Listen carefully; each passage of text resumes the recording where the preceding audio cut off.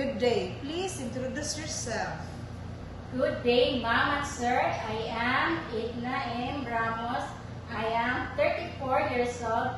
I am single and I have one daughter and she is 6 years old. I am at college level taking a course of Bachelor of Elementary Education. Why do you want to work in Hong Kong? I want to work in Hong Kong so that I can give a better future to my child. Do you have work experience as domestic helper? Yes, In which country? Philippines. For how many years in Philippines? 4 years. Alright, tell me your duties and job responsibilities here in Philippines. My duties and responsibilities are cooking, cleaning, and taking care of a newborn baby. What are your skills? My skills are cooking, tutoring, gardening, and marketing. What are the traits of a good domestic helper?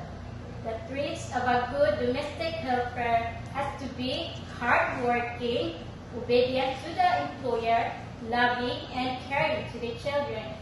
Lastly, what is your message to your future employer? Hi, Ma'am and Sir. If you will choose me as your helper, I will take good care of your family as my own family. Hoping to see you soon in Hong Kong. Thank you.